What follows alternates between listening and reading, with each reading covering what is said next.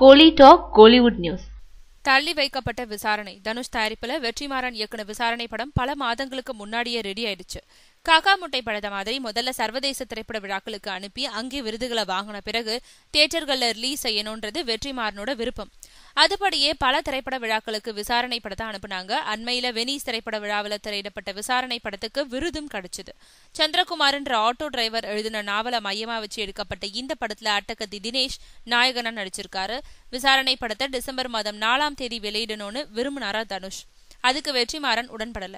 December மாதம் 4ஆம் தேதி நிறைய படங்கள் வெளியாக இருக்கிறதுனால தன்னுடைய விசாரணை படம் கண்டு கொள்ளப்படாமல் போயிடும்ன்று தன்னோட அச்சத்தை தெரிவிச்சிருக்காரு. அவர் கடைசியா இயக்குன ஆடுகளம் படம் 2011 வெளியாச்சு. ஏறக்குறைய 4 வருடங்களா அவரோட படம் வெளியாகல. அதனால தான் இயக்குன விசாரணை படம் சரியான நேரத்துல வெளியாகணும்னு சொல்லியிருக்காரு வெற்றிமாறன். அவரோட கோரிக்கைக்கு ஏத்த மாதிரி டிசம்பர் 4 அன்னைக்கு விசாரணை படத்துக்கு போதிய தியேட்டர்கள் கிடைக்கலையா. அதனால தேதி குறிப்பிடாம விசாரணையை ஒத்தி வச்சிருக்காரு தனுஷ்.